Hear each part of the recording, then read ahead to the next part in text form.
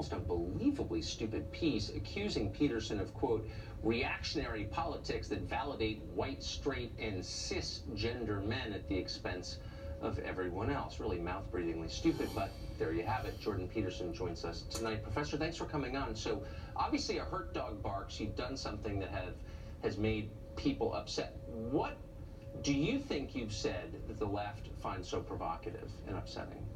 Well, I pointed out quite clearly why they're factually incorrect and ideologically possessed. I mean, it's particularly on issues like gender. The radical lefties insist that gender is a social construct, and that's just simply not true. So the scientific data on that are absolutely crystal clear, and no reasonable scientist disagrees. And so they're all foaming at the mouth because I'm poking holes in their cherished notions. And they like to think that people are completely malleable because that means people can be made over in their ideological image. So they're not happy about that. So when they say your ideas are dangerous, what they're really saying is your ideas are dangerous to them. I hope so. They're supposed to be dangerous to them. I make no bones about that. I'm not a fan of radical leftists. And look at what happened in the 20th century with radical leftist ideology.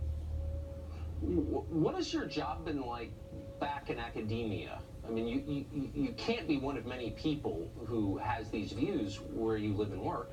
Oh yeah, well, no, I think they're more common than you think. I mean, my views on gender, for example, and sex, they're shared widely among people in the psychometric personality community. Anybody who studies personality and who's a credible scientist knows full well that the differences between men and women in personality are to be attributed primarily to biological factors. This isn't contentious. The only people it's contentious around are gender ideologues, and they've already lost the scientific battle, and so they've taken it to the legislative front to enforce their views. So they're really not contentious viewpoints. They're mainstream science, and they're criticized all the time for spouting pseudoscience. It's like, it's not pseudoscience, it's mainstream science. And people who know the literature aren't disputing this. It's been known at least since the 1990s. Well, then why are people whose views are not rooted in science, but instead in emotion and superstition, dominating our public conversation and punishing anyone who doesn't disagree? How do they get so much power? Now, look, I actually think there's a technical reason for that, is that, you know, it's obvious that things can go too far on the right and they can go too far on the left. And it's kind of easy to put a box around people who go too far on the right. You can just look at claims of racial superiority. Right. But it's not so easy to put a box around people who go too far on the left. There's not a single thing you can point to that they do that has the same sort of red flag nature as claims of racial superiority. So it's hard for people who are left-leaning, say, and concerned with inequality and that sort of thing, to dissociate themselves from those who have clearly gone too far. And the problem is we really don't know where the red flags are on leftist territory. Now, for me, it's equality of outcome is a good, so-called equity. That's a red flag, but it doesn't seem as immediately pathological as, say, claims of racial superiority.